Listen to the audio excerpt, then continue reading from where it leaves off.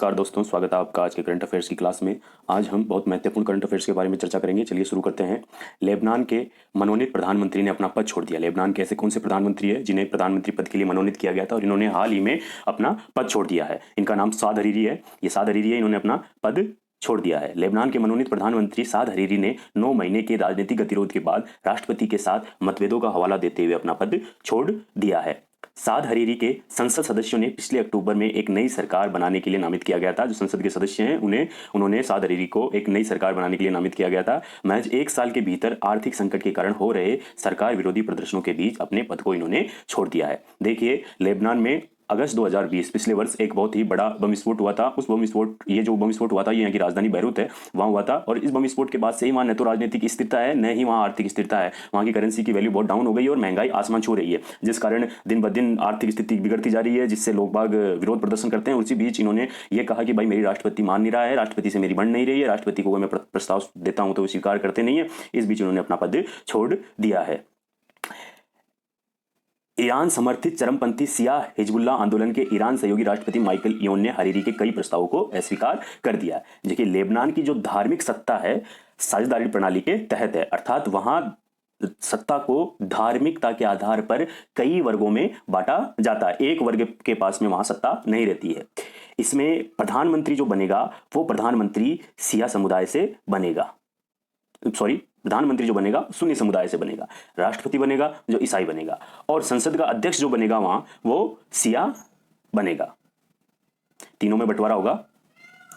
Lebanon के समुदाय आधारित राजनीतिक व्यवस्था के अनुसार प्रधानमंत्री सुन्नियों के रैंक से चुना जाता है। हरीरी इससे पहले 2 बार प्रधानमंत्री के रूप में काम कर चुके हैं। पहली बार वह 2009 से 11 में रहे, 2016 में भी वह प्रधानमंत्री रह चुके हैं। भारत और एशिया का पहला राष्ट्रीय डॉल्फिन अनुसंधान केंद्र एनडीआरसी बिहार राज्य के किस विश्वविद्यालय परिसर में स्थापित किया गया है? तो यह पटना विश्वविद्यालय परिसर में स्थापित किया गया है। पहला डॉल्फिन अनुसंधान केंद्र गंगा नदी के तट पर स्थापित किया गया है।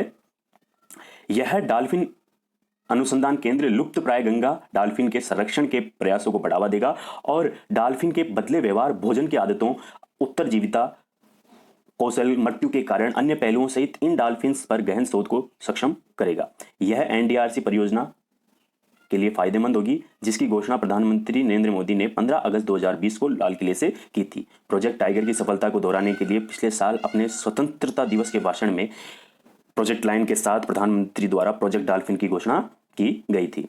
अगला क्वेश्चन है, सीरिया के राष्ट्रपति बशर असद चौथी बार राष्ट्रपति बने हैं। जो सीरिया के राष्ट्रपति है बशर असद, देखिए ये सीरिया के राष्ट्रपति है, ये चौथी बार सीरिया के राष्ट्रपति बने हैं।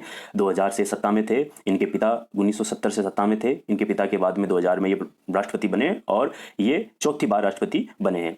पिछले 10 साल से युद्ध से तबाह है और आर्थिक संकट दिन ब दिन गहरे होते जा रहे हैं। सीरिया की राजधानी दमिश्क है और यहाँ आर्थिक स्थिति दिन ब दिन बिगड़ती जा रही है। यहाँ सबसे ज्यादा संकटग्रस्त हम जिसे कहें वह सीरिया कहलाता है। और सीरिया में संयुक्त राष्ट्र संघ के अनुसार 80% आबादी से नीचे, अब 80% से अधिक लोग वहां गरीबी रेखा से नीचे रहते हैं।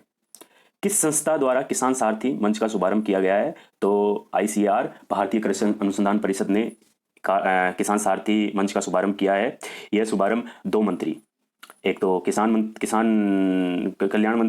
किसान कल्याण मंत्री नरेंद्र सिंह तोमर और इलेक्ट्रॉनिक मंत्री जो हमारे अभी नए इलेक्ट्रॉनिक मंत्री बनी अश्विनी वैष्णव द्वारा संयुक्त रूप से इसका शुभारंभ वीडियो कॉन्फ्रेंसिंग के माध्यम से किया गया है। और ये कब किया गया है? 16 जुलाई 2021 को किया गया है। और तब किया गया है जब ICR अपना 93वां स्थापना दिवस मनाता है। मतलब 93वां ICR का 93वां स्थापना दिवस था और इस मौके पर ICR ने अपना किसान सारथी मंच लॉन्च किया है।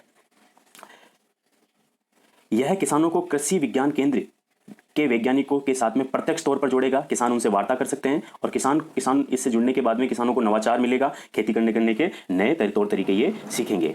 भारतीय कृषि अनुसंधान परिषद क्या है, इसके बारे में देख लेते हैं। भारतीय कृषि अनुसंधान परिषद एक स्वायत्त शासित संस्था है जो कृषि अनुसंधान एवं शिक्षा विभाग, कृषि मंत्रालय, भारत सरकार के तहत कार्य करती है। रॉयल कमीशन की कृषि पर रिपोर्ट के अनुसरण में सोसाइटी रजिस्ट्रीकरण अधिनियम 1860 के तहत पंजीकृत है ये, और 16 जुलाई 2019 को स्थापित किया गया था। इसका पहले नाम था imperial council agriculture, imperial council agriculture. पूछ ले कि इसका पहला नाम क्या था, आईसीआर का पहला नाम क्या था, पहले जो नाम था वो क्या था, इसकी स्थापना कब हुई थी, 16 जुलाई 1929 की स्थापना हुई थी इसकी, और इसका पहले का नाम था imperial council of agriculture research. इसका मुख्यालय कहाँ है, इसका मुख्यालय नई दिल्ली में है, हमारे देश की राजधानी में है। बागवानी, मत्स्यिकी और पशु विज्ञान सहित कृषि के क्षेत्र में समन्वय मार्गदर्शन, अनुसंधान, प्रबंध एवं शिक्षा के लिए यह सर्वोच्च परिषद है।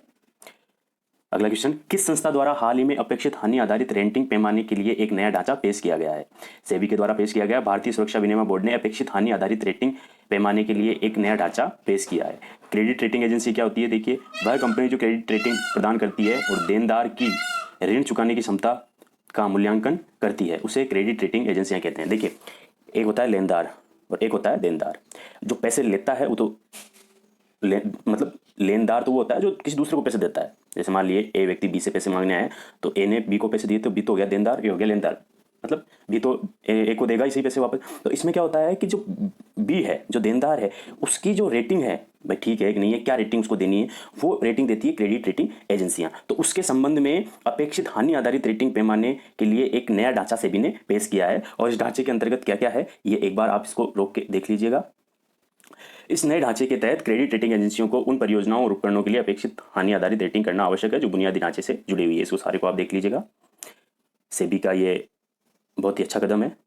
हमारे देश में सेबी है वह भारतीय प्रतिभूति एवं विनिमय बोर्ड अधिनियम 1992 की धारा 11(1) के तहत शक्तियों का प्रयोग करते हुए यह परिपत्र सेबी ने जारी किया है।